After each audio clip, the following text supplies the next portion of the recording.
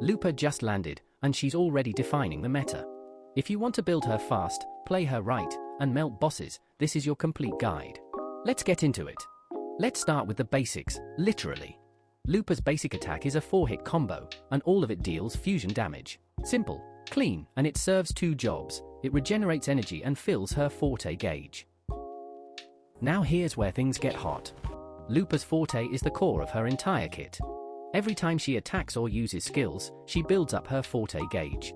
When that gauge hits halfway, a heavy attack gives her a stack of something called Wolf Faith. Get 2 Wolf Faiths, and you unlock her Enhanced Resonance skill, which is a big ol' fusion AoE detonation.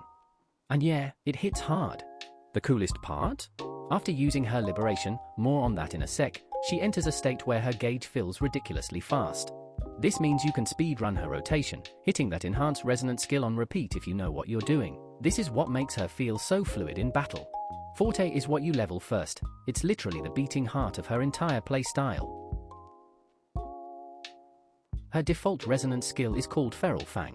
She throws a spear, marks an enemy, then dashes into strike. It's quick, satisfying, and good for single target damage. But that's not why we're here.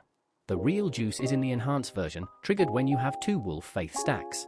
When that goes off, Lupa explodes the battlefield with a massive fusion burst, dealing some of her biggest damage numbers. It's flashy, fast, and very satisfying to pull off mid-rotation. But here's the thing, most of that power is scaling off your Forte level, not the resonance skill itself. So while you'll be using this skill all the time, it's lower on the upgrade priority list. Now, this is the button that changes everything. Lupa's Liberation is called Fire-Kissed Glory, and when you cast it, you don't just hit hard, you supercharge your entire squad. Fired Glory applies a team-wide buff called Pack Hunt. That gives your whole team a ton of bonuses. We're talking up to 18% bonus attack, 20% bonus fusion damage against bosses, 15% fusion resistance ignore, and even 3 auto dodges. That's right. Your active character will just dodge damage like it's a mobile game ad. And the cherry on top? This move fills Lupa's Forte gauge crazy fast after casting. So you instantly begin building toward that enhanced resonance skill again. Oh, and if Lupa enters the field after you use 2 outdraws from her teammates, she triggers an enhanced intro skill that deals a ton of damage right on entry. That's your big payoff moment. This Liberation is what makes her a true enabler. You pop it at the start of your rotation, your whole team goes Super Saiyan, and the damage window opens. So, how do you actually play her? Start with Lupa's Liberation, that opens the buff window and starts her Forte gauge acceleration. Use basic attacks or skills to build Wolf Faith, then do 2 heavy attacks to hit maximum. Once you've got 2 stacks, cast your Enhanced Resonance skill. Then outro into your second character. Use their damage rotation, trigger their outro, and go into your third character. Rinse and repeat. After 2 outdraws, bring Lupa back in, she'll trigger her enhanced intro skill and immediately go back into Liberation again. It's a tight cycle. But once you get the feel for it, it flows beautifully. Alright, let's build her. Your go-to echo set is Flaming Claw Print. It boosts team fusion damage and buffs Lupa herself. Her main echo should be Lioness of Glory, which gives you crit and liberation damage. For elite echoes, focus on fusion damage if possible, or attack percent. For commons, stick to pure attack percent. Substats should prioritize liberation damage, crit rate or crit damage, and most importantly, energy regen. Aim for at least 130% so you can cycle her liberation consistently. No ult equals no rotation equals no fun.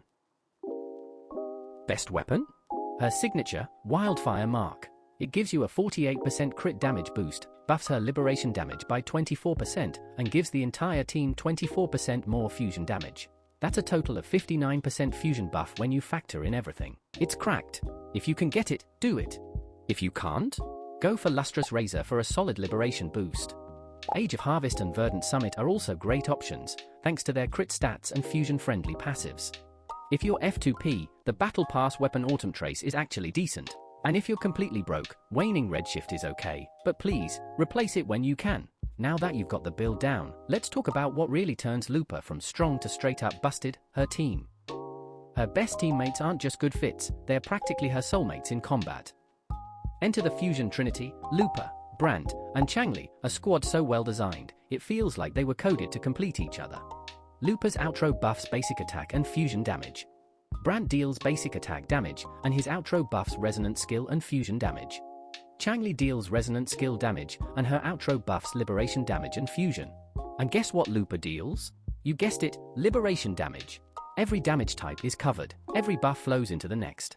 The moment you start swapping, it's like watching dominoes made of fire. But what if you don't have the full wolf pack?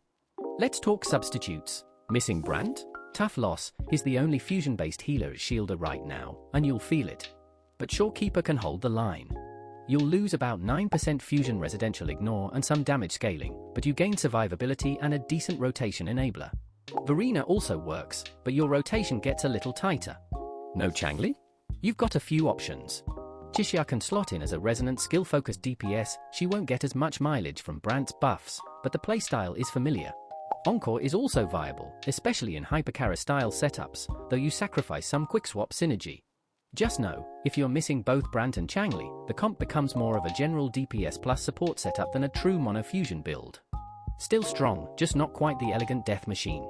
But here's the good news, Lupa is future-proof. Every new fusion unit that joins the roster is basically built to follow her lead. But the original trio? Lupa, Brant, and Changli? That's lightning in a bottle, and until something better shows up, this is the pack to run with. Lupa works in both quick-swap and standard rotations, but quick-swap is just smoother. If you're leveling her skills, here's how to do it properly. Start with Forte. This is where most of her damage and flow comes from, her detonations, her enhanced skills, all of it scales off Forte. Second, upgrade her liberation. You need that buff strength and energy cycling to be as strong as possible. Next, level her basic attack. It scales surprisingly well and is used constantly to build her gauge. After that, go for her intro skill, especially if you're running a quick swap setup. And finally, her base resonant skill comes last, because most of its value is already coming from the enhanced version tied to her Forte. And that's a wrap, you're now officially Lupa certified. If this guide helped, drop a like to feed the algorithm gods and subscribe for more fast, detailed Wuthering Waves content. I've got more guides, comps, and breakdowns coming, and I promise, you won't want to miss what's next. Till then, stay cracked, stay fusioned, and I'll see you in the next one. Peace.